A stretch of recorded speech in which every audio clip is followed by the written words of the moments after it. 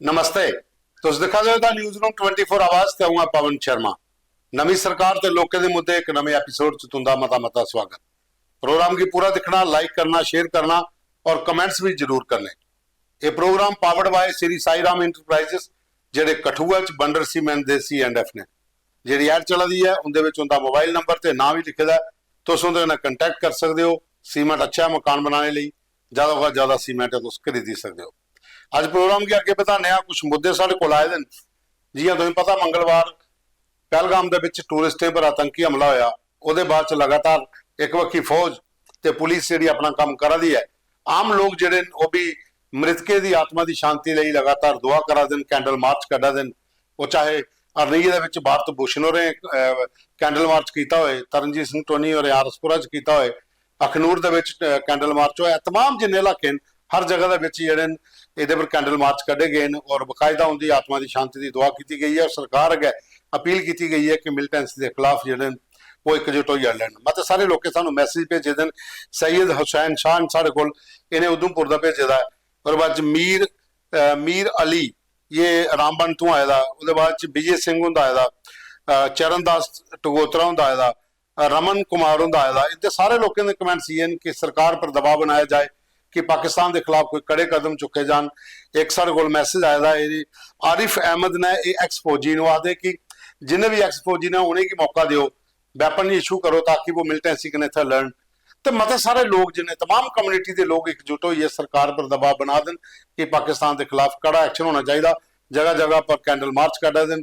जो शहीद हुए हैं उत्थे 27-28 जो टूरिस्ट उनकी आत्मा की शांति की दुआ करा दें। और कुछ लोग वो भी हैं जेडे ये चाहते हैं कि सरकार एक बार जो ओवरग्राउंड वर्कर ने थे जो आतंकी की मदद करने वाले उनके खिलाफ बड़ा एक ऑपरेशन लॉन्च करे। ये है उहदे रिलेटेड मुद्दे जो सानू सवाल आए थे।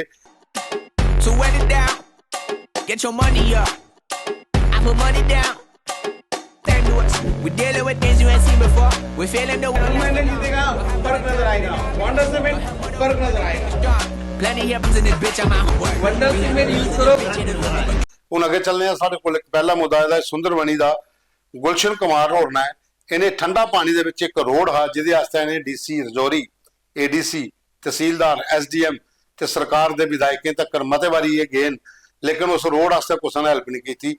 हुण अपने पल्ले उन्हें पैसे इकट्ठे करिए तो JCB लाई है तो यह रोड है ठंडे पानी वाला इसी उन्हें तैयार करा दें। और लोग भी उनकी तारीफ करा दें कि गुलशन कुमार होर ने काम अच्छा किया, क्योंकि वो मते सरा के समाज सेवी ने, मते सरा के दौड़ा दे बड़े बड़े बंदे को भी गेन पर कोई सुनवाई नहीं हुई। आखिर लोग जी दिक्कत आवा दी रोड च बड़े खड्डे है, गड्डियां डिगी पौंदियां विच, स्कूटी चलाना मुश्किल हो जाता। तो उन्हें आपू JCB लाई है अपने को पैसे खर्चिए तो रोड तैयार करा दें। कमल कुमार होर ने अरनीए का भेजे का मुद्दा कि PHE का पानी जोड़ा है जगह जगह पाइपां फटी दियां, पानी जोड़ा व्यर्थ बगल है। गर्मियों के दिन लोगों पानी लभा नहीं है, लेकिन डिपार्टमेंट जो वो चैक नहीं करता। कई जगह पर पाइपां फटी दियां, पानी जोड़ा है और रोडें पर फिरा करता तो लोगों की पीने वास्ते पानी लभा। तो इस वक्त PHE डिपार्टमेंट थोड़ा ध्यान दिया जाए, दिखे कुत्थे कुत्थे पाइपां क्रैक ने, वो जो पोर्शन है उन्हें ठीक करो ताकि लोगों के घरें थोड़ी पानी की सप्लाई तो सही पुजे। उसके बाद विजय सिंह होर ने आरसपुरे का यह लिखा देन कि कणक की फसलों की जी लगातार अग्गां लगा दी, ये बिजली डिपार्टमेंट की लापरवाही है।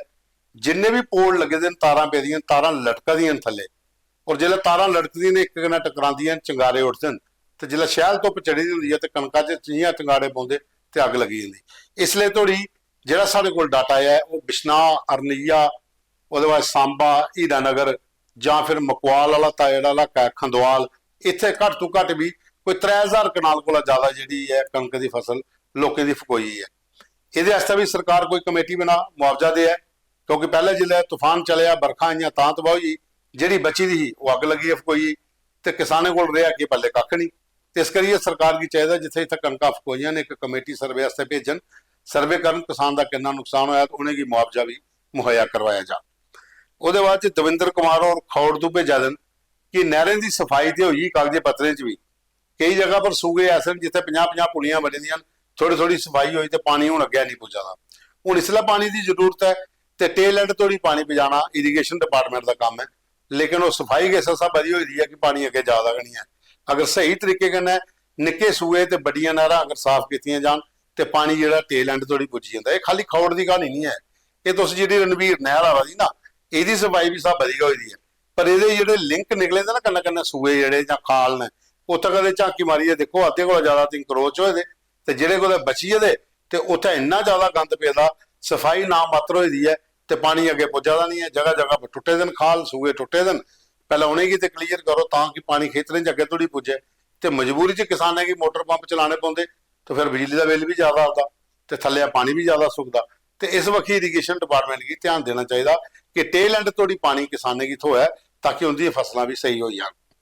ਉਹਦੇ ਬਾਅਦ ਅਤੁਲ ਗੁਪਤਾ ਨੇ ਨਾਨਕ ਨਗਰ ਤੋਂ ਇਹ ਲਿਖਿਆ ਦੇਣ ਕਿ ਪ੍ਰੀਤਨਗਰ ਗੰਗਿਆਲ ਵਾਲਾ ਜਿਹੜਾ ਰੋਡ ਹੈ ਇਹਦੇ 'ਚ ਇੰਨੇ ਜ਼ਿਆਦਾ ਖੱਡੇ ਪਏ ਦੇਣ ਕਿ ਇੱਥੇ ਲੋਕਲ ਕਾਰਪੋਰੇਟਰ ਤੇ ਜਾਂ ਫਿਰ ਸਥਾਨੀ ਵਿਧਾਇਕ ਜਿਹੜੇ ਉਹ ਇੱਕ ਰਾਉਂਡ ਮਾਰ ਡਿਪਾਰਟਮੈਂਟ ਦੇ ਬੰਦੇ ਹੀ ਲਿਆਉਣ ਤੇ ਦਿਖਣਾ ਨਹੀਂ ਹੈ ਇੱਥੇ ਕਿ ਇੱਥੋਂ ਗੱਡੀ ਨਿਕਲਣਾ ਮੁਸ਼ਕਲ ਹੈ, ਸਕੂਟੀ ਚਲਾਉਣਾ ਮੁਸ਼ਕਲ ਹੋਈ ਦੀ, ਜਗ੍ਹਾ ਜਗ੍ਹਾ ਪਰ ਖੱਡੇ ਨੇ।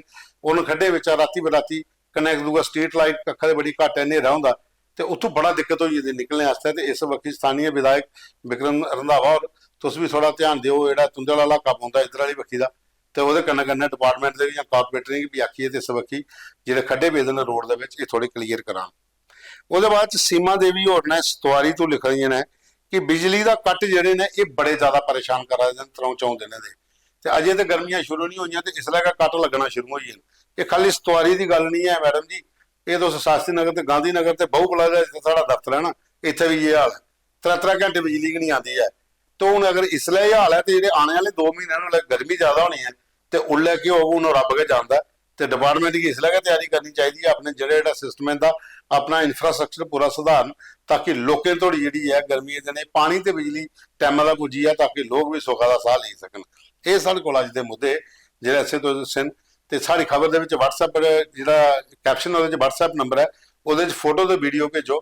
ਸਾਡਾ ਪ੍ਰੋਗਰਾਮ ਜਿਹੜਾ ਤੁਸੀਂ ਦੇਖਦੇ ਹੋ ਲਾਈਕ ਕਰਦੇ ਹੋ ਜਾਂ ਜ਼ਿਆਦਾ ਸ਼ੇਅਰ ਕਰੋ, ਉਹ ਪ੍ਰੋਗਰਾਮ ਕੀ ਪੂਰਾ ਦੇਖੋ। ਇਹ program powered by Shri Sai Ram enterprises Kathua, ਜਿਹੜੇ ਬੰਡਰ ਸੀਮੈਂਟ ਦੇ ਸਟਾਕਿਸਟ ਨੇ C&F ਨੇ, ਉਹਦੇ ਨਾਲ ਕੰਟੈਕਟ ਵੀ ਕਰੋ।